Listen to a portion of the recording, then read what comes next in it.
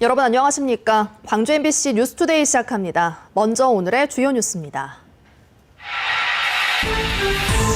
사실상 무산 위기에 놓였던 호남고속도로 확장 사업에 대해 광주시가 갑자기 태도를 바꿔 사업을 추진하겠다는 의지를 밝혔습니다.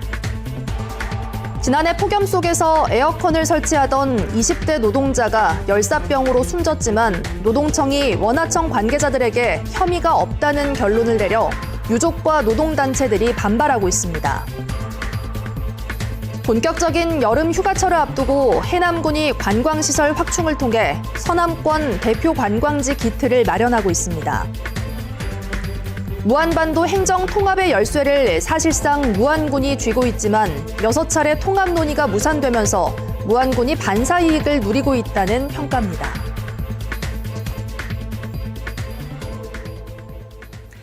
지난해 여름 폭염 속에서 에어컨을 설치하다 쓰러진 20대 노동자가 방치된 끝에 열사병으로 숨지는 일이 있었는데요. 노동청이 원하청 관계자들에게 혐의가 없다는 결론을 내렸습니다. 유족과 노동단체들은 노동청이 회사에 면죄부를 줬다며 즉각 반발했습니다. 임지은 기자가 취재했습니다.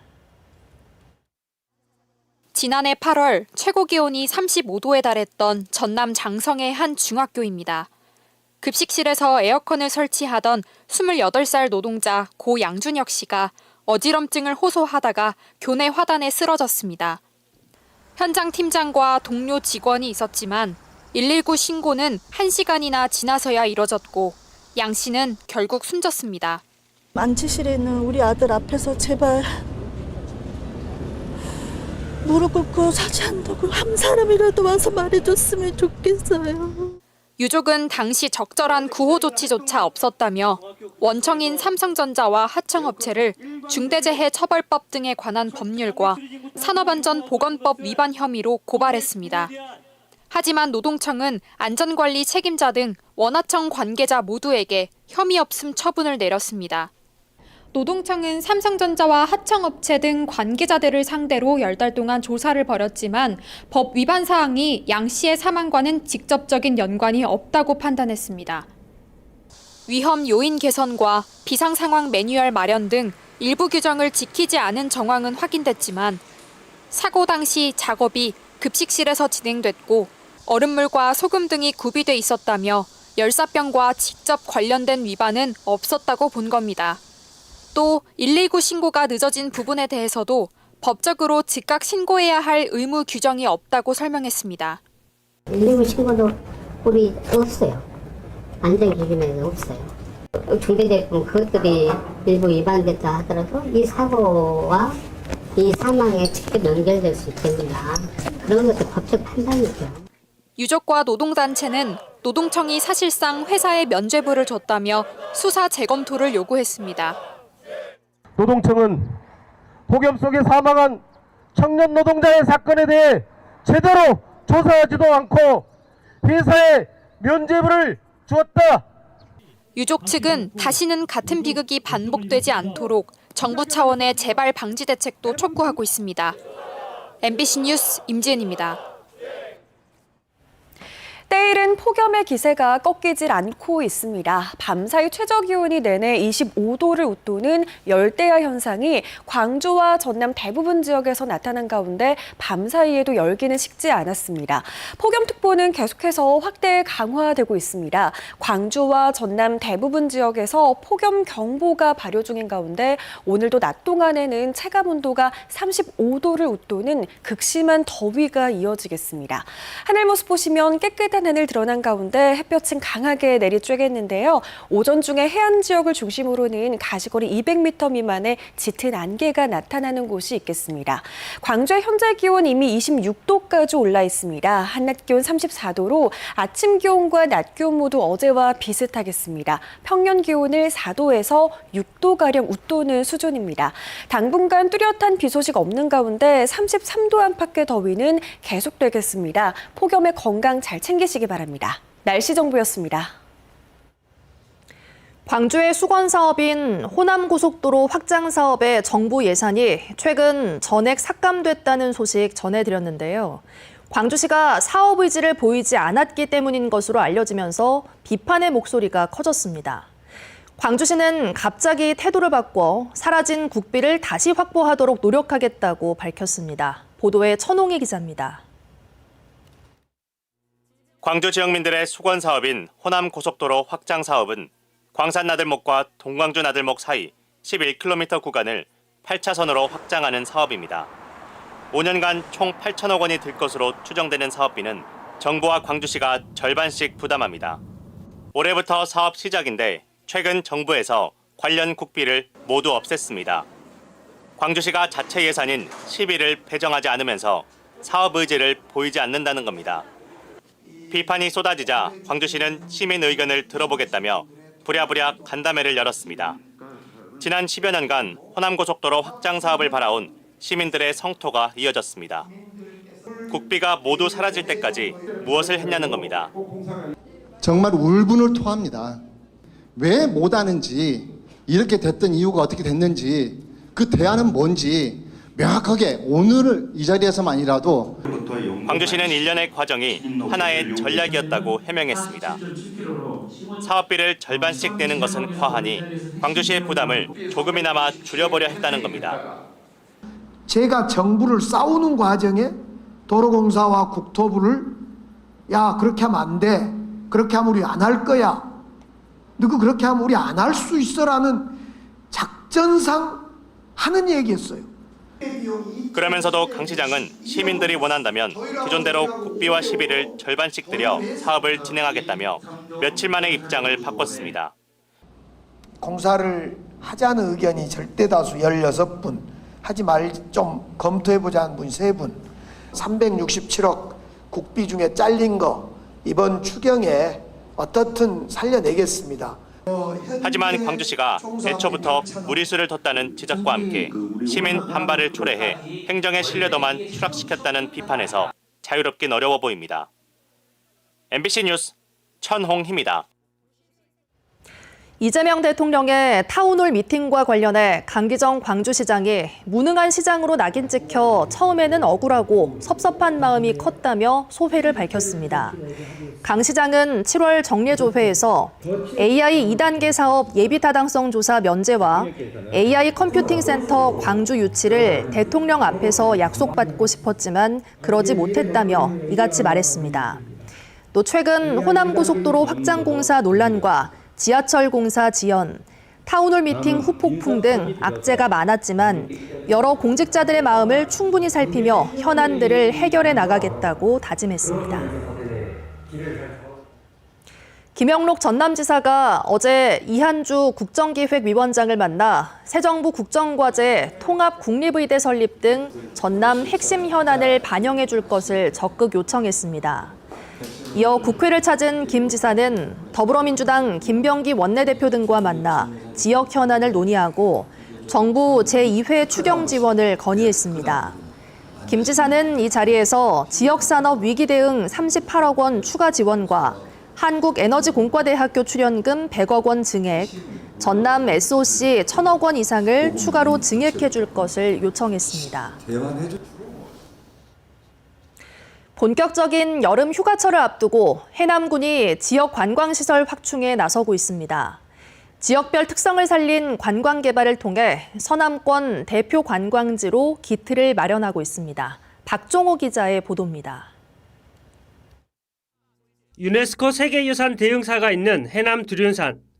빼어난 자연 경관을 보기 위해 해마다 40만 명이 찾는 해남의 대표 관광지입니다.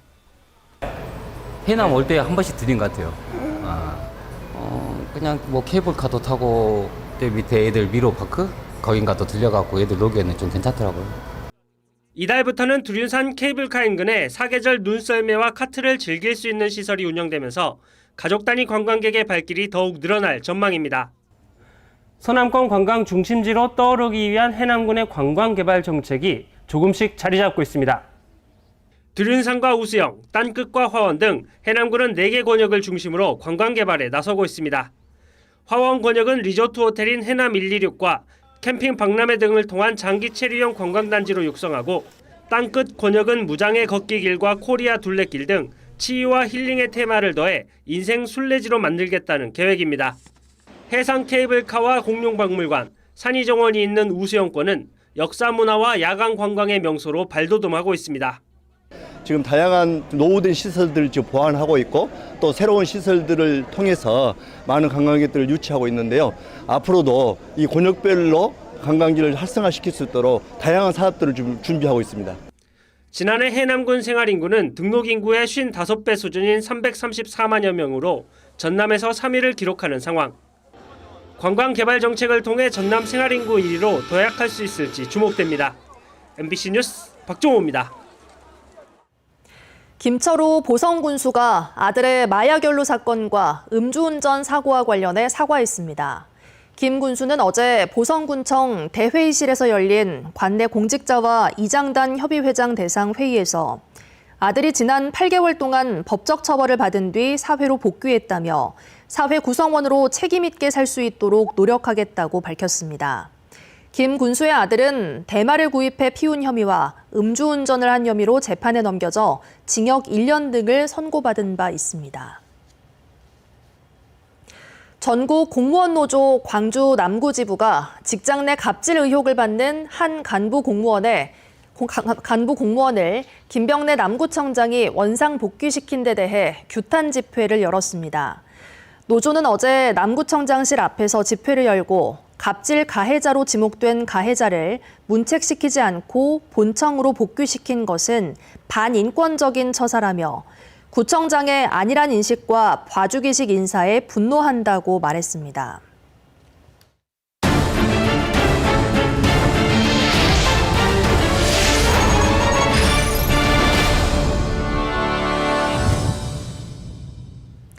무안반도 행정 통합의 열쇠는 무안군이 쥐고 있다 해도 과언이 아닌데요.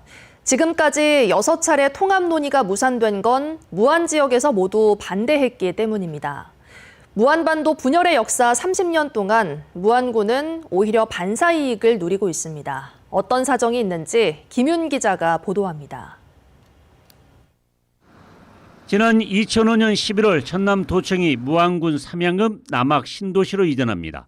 광주시대를 접고 남악 신도시로 이전할 수 있었던 것은 무안군 인근에 목포시가 있었기 때문에 가능했습니다. 목포시는 땅이 없었고 인접한 무안군은 토지가 있었습니다. 20년 전 도청 이전과 신도시 개발 효과로 무안군은 비약적으로 성장합니다.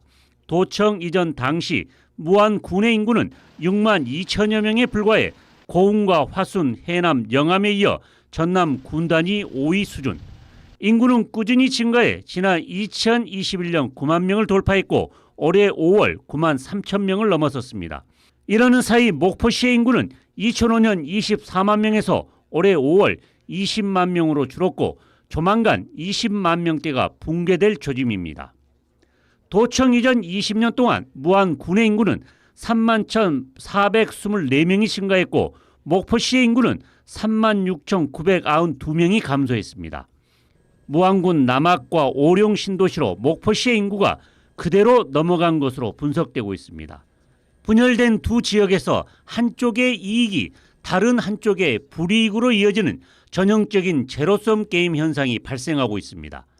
양 도시가 서로 성장하지 못하고 그나마 조금 가지고 있는 것을 뺏기면서 서로를 갉아먹고 있다는 겁니다. 앞으로 도시라고 하는 것도 점점 더 경쟁 구도로 갈 텐데 이런 부분에서 우리 도시가 점점 앞으로 미래 경쟁력을 잃어버리지 않을까 이런 걱정이 많이 됩니다. 지역주의에 편승한 정치권의 무책임한 태도가 원인으로 꼽히고 있지만 정작 주민들의 각성이 없다면 해결은 어려운 실정. 따라서 지역 통합을 반대하는 후보에 대해 낙선운동을 벌여야 한다는 주장도 제기되고 있습니다. 그래서 청주청원에서는 청원 지역에서 반대했던 사람들에 대한 주민들이 낙선운동을 했어요. 그걸 통해서 정치권에 대한 각성을 촉구를 하고 결국에는 통합을 이뤄냈던 그런 사례가 있습니다. 무안군의 인구는 신도시가 조성된 지역이 전체 인구의 64%를 차지하고 있습니다.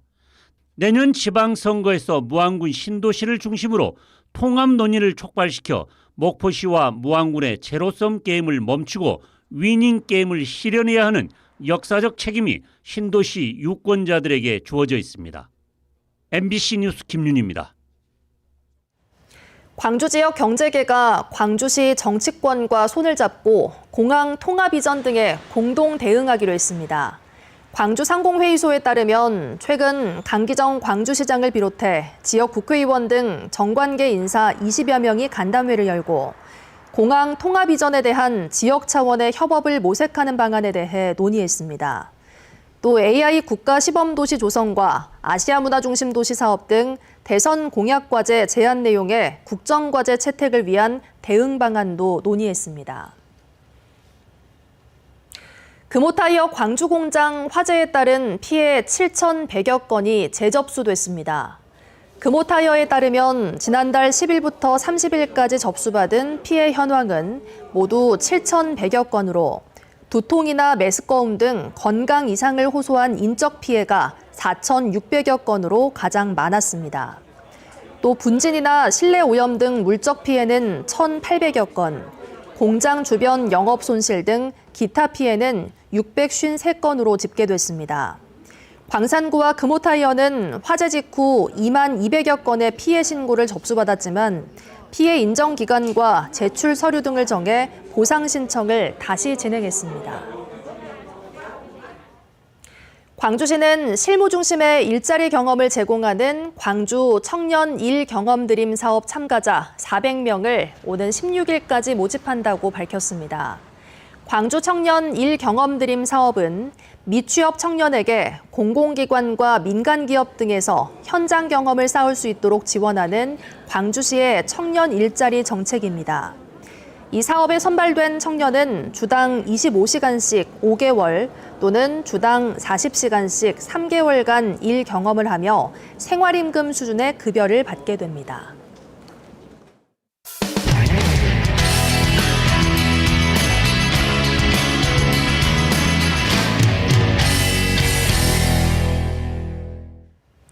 지난 3월 대형 산불이 경북 지역에 유례없는 피해를 입힌 지 100일이 지났습니다. 시간이 흘렀지만 제대로 보상조차 받지 못하는 사각지대가 속속 드러나면서 이재민들의 상처는 더 곪고 있는데요. 안동문화방송 김서현 기자가 주민 간담회 현장에 다녀왔습니다. 벌통 300통을 키우던 의성군 단촌면 이강구 씨의 양봉장.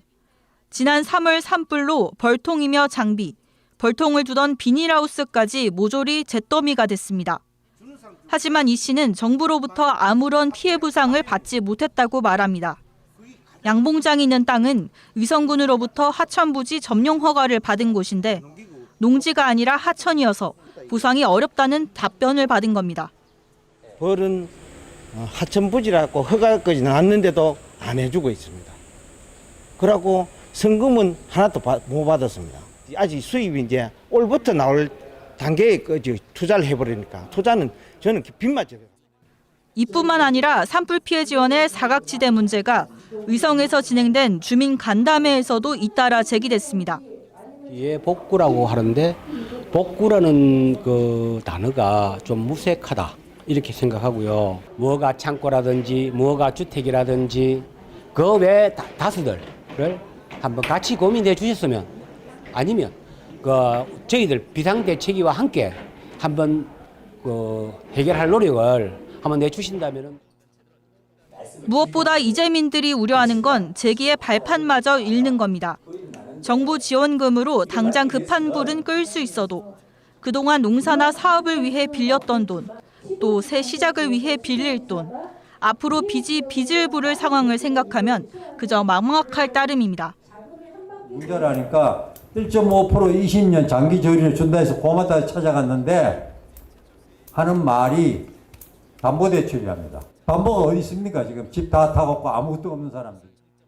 작물 피해 보험 받아가고 돈을 수천만 받는다 하더라도 내년에 갱신하고 시설물 하면은 그걸로 끝이에요. 그 다음 어떡할 거예요? 그래서 저는 생떼를 쓰는 게 아니라 이런 식의 생활 안정에 필요한 이런 가운데 국회 산불 피해 지원 특별법 제정에 더욱 관심이 쏠리고 있습니다.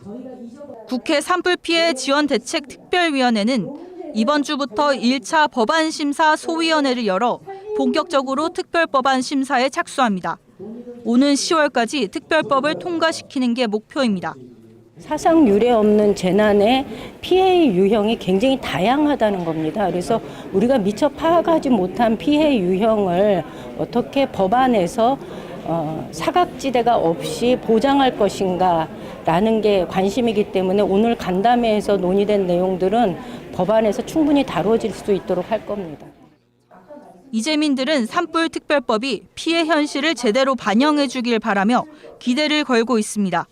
MBC 뉴스 김서연입니다.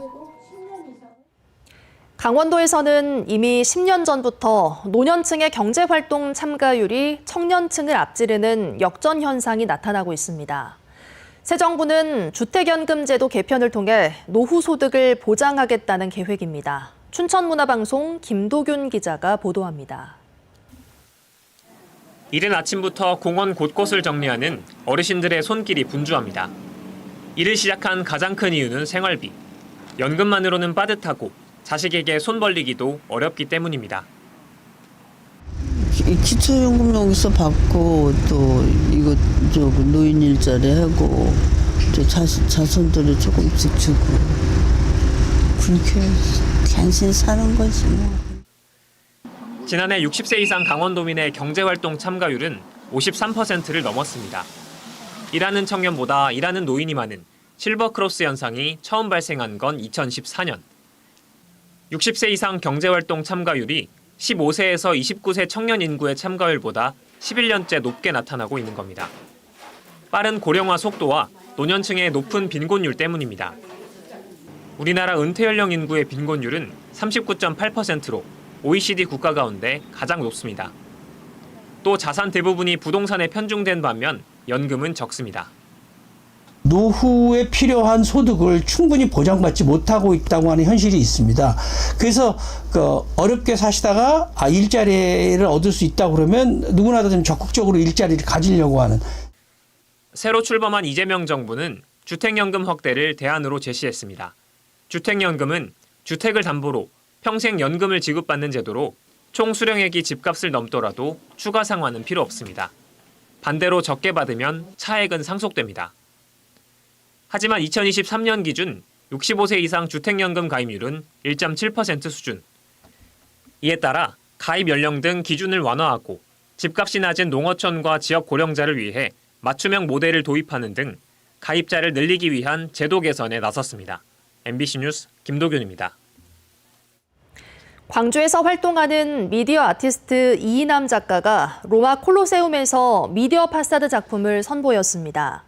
한국-이탈리아 상호 문화교류의 해를 기념해 지난달 26일 콜로세움에서 열린 미디어 파사드 상영회에서 이인남 작가는 동서양의 문화가 조화를 이루는 유토피아적 가치를 시각적으로 구현해 좋은 반응을 얻었습니다.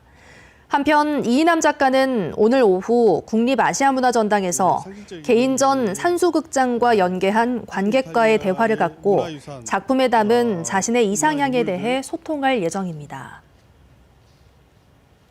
광주 사회복지공동모금회 구재길 회장 부부가 발달장애 청소년 야구단인 ET 야구단을 위해 차량 구입비 2천만 원을 기부했습니다.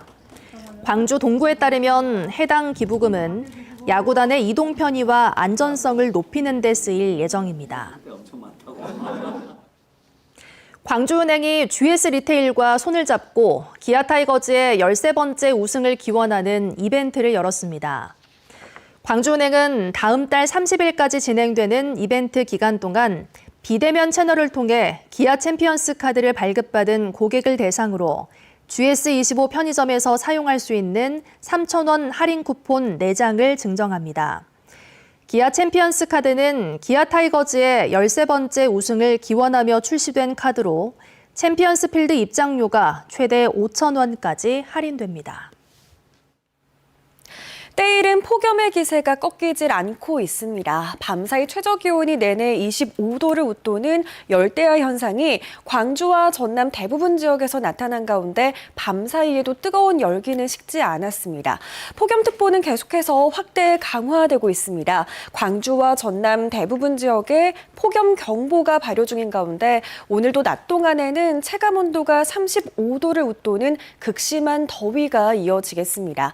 오늘 하늘 모습 보시면 깨끗한 하늘 드러나 있습니다. 햇볕이 강하게 내리쬐겠고요. 오전 중에 전남 해안 지역을 중심으로는 가시거리 200m 미만의 짙은 안개가 나타날 수 있겠습니다.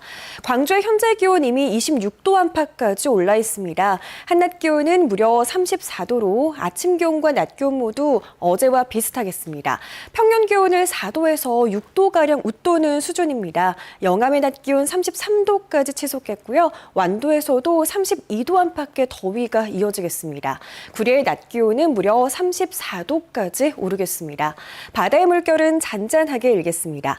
당분간 뚜렷한 비 소식 없는 가운데 33도 안팎의 무더위는 계속되겠습니다.